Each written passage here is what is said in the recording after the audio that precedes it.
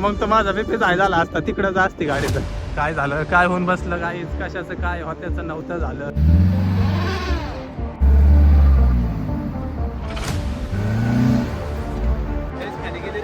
हा आता कसं करायचं?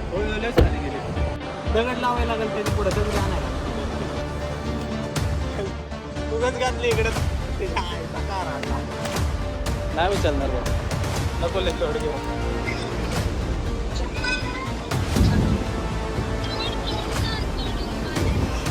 हम लोग क्रेन किनको फोन कर रहे. खाली उचलून काय लावलेले.